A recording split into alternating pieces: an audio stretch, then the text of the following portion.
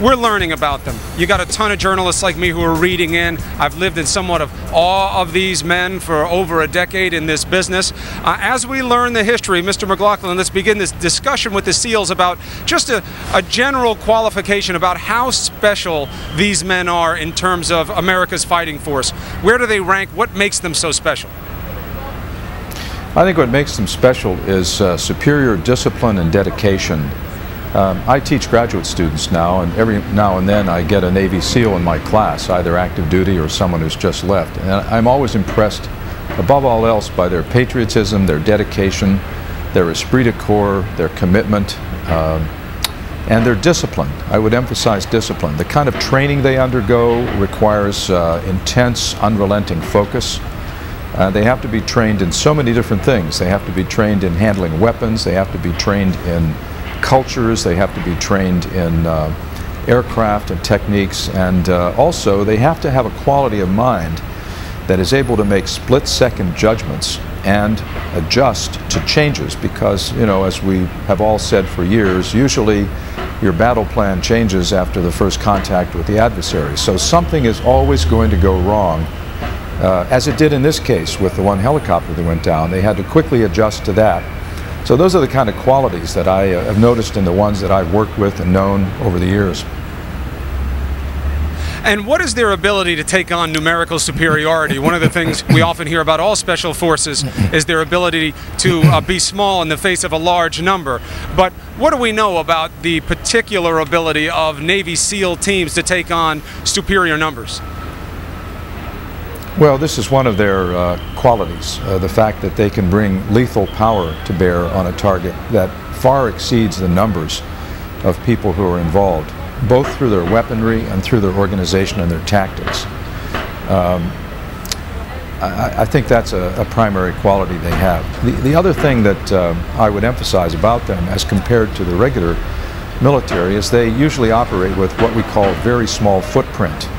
In other words, there is not the same, yes, there are backup plans, yes, there is a force protection plan, yes, there's the plan in place to go in and rescue someone if they're down, but fundamentally, they're operating with a much less of a safety net than you typically have in a conventional military situation where you have a long logistics line, all kinds of medical people in the back area.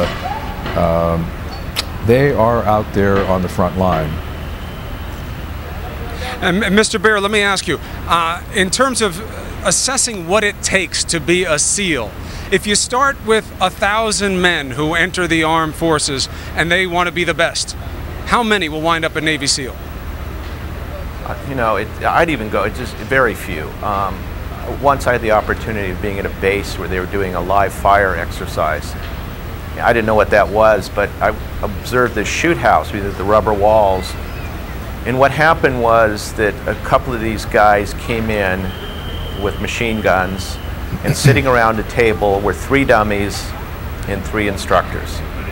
They knocked down the door with night division goggles, and they proceeded, it's called target acquisition, to shoot the 3 dummies while they're with live ammunition while their instructors were sitting there. And that's how confident and how disciplined these people are, that they have exercises like this, which is unheard of in anywhere else in the military. So these guys are truly, truly the best. You know, we're fascinated about the details of what went down here and what they took on.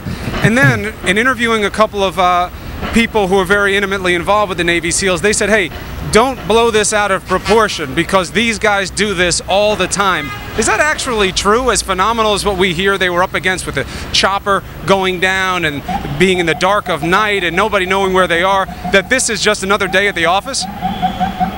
Look, they've had trigger time. Yeah, go ahead, John. Well, I'd like Bob to contribute that too, but I would just say no. Yeah, they've had a lot of practice, and they've done things like this in Iraq, of course, and other parts of Afghanistan. But I think this was especially a difficult operation. We weren't operating in a war zone. What made it especially difficult? We were operating. Well, they weren't operating in a war zone. They were operating on the soil of a sovereign ally, a sovereign country. They required special stealth. they had to worry about the fact that the Pakistanis were not briefed on this and would likely scramble their forces, as apparently they did. So there was an extra measure of danger and an extra measure of stealth required to bring this off. And let's let Bob add to that. Well, Bob, let me ask you a different direction, because Mr. McLaughlin just raised something, Bob. So let me ask you to finish this point on this. They did have to scramble, especially quickly, because they were anticipating a Pakistani response. What is the chance that Osama bin Laden was where he was, and the SEALs had to go in there, and the Pakistanis knew nothing about his existence? What are the chances? Well, there are a couple pieces were missing, and one is the SEALs had eyes on.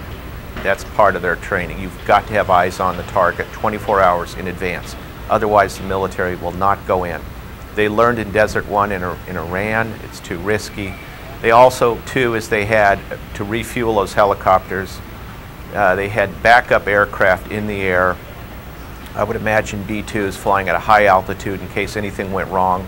You would have seen that military base in Pakistan vaporized. Those two regiments that were very close by the Pakistani, there was no risk involved in this in the sense that they were going to react. Somehow they were neutralized. I don't know. I don't need to know, and the military's not going to say. But this is not completely a Hollywood rescue. You know, we're 24 guys. The military has multiple levels of backup. They protected these guys, and this is, you know, frankly, this was a brilliant operation. What they've released on it in publicity in terms of the White House has also been brilliant. I don't see any fault in any of this, but you know, we really have to give the credit to the CIA for collecting intelligence over these last 10 years, because I didn't think that this guy was being inside or essentially inside a Pakistani military base. So the CIA had to break down. A big reason for that, though. A big reason for that, Mr. Baer, is that because Pakistan was telling us he isn't there.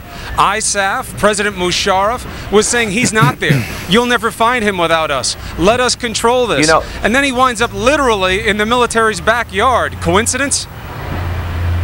No. If I'd been a CIA manager in this time, 2005, and said he was under Pakistani control within a garrison, a military cantonment, I'd said you're crazy. And I think this was the intellectual barrier the CIA had to break down with hard evidence, which they eventually did. And it's, you know, we've got to say bravo, really, truly. And then I guess, Mr. McLaughlin, let's end on this. What does this mean for U.S.-Pakistan relationships? I mean, how do you go forward trusting them when they had someone this high profile sitting in their military's backyard? It's like he was on the football field at West Point and nobody knew it. Well, it's hard to think of a relationship in the world that's more complicated than the one with Pakistan. Now, here's the dilemma. We don't really have, yes, I mean, it's strange credulity to think that they didn't know where he was. Leave that aside for a moment. It's hard to imagine going forward without Pakistan. It's hard to imagine just breaking with Pakistan. I can't imagine we would do that. I think the right thing to do here is what the President did, which was to reach out to them, acknowledge that they have contributed over time to the war on terror. They were very helpful to us in the early part of this decade. I can attest to that personally. But clearly something went downhill around the middle of the decade in that relationship. And what I would think at this point, if I were still in government, is let's use this as leverage. They're clearly very embarrassed. There's a lot of work that we have to have them help us with in Pakistan. The Taliban is still there. One small Taliban group helped to prepare the guy who tried to blow up a truck in Times Square some months ago. There's a lot of work yet to be done there, and I would use this as leverage to try and bring them along to a more positive, productive relationship with us, and hope it works. Remember, again, you know, if we just pull the plug, you got a country here that's armed with nuclear weapons, is on the verge of conflict frequently with India. You can't walk away from them. So that's the big dilemma. It's a mature point. It's easy to be angry in the moment, but there's a lot at stake here. It's complicated. That's why, Mr. McLaughlin, you were in the CIA and the rest of us were not. But thank you very much for the perspective today. Mr. Baer, Robert Baer, thank you also. A very interesting conversation. Thank you for bringing us the real deal. That's it, everybody. See you next time.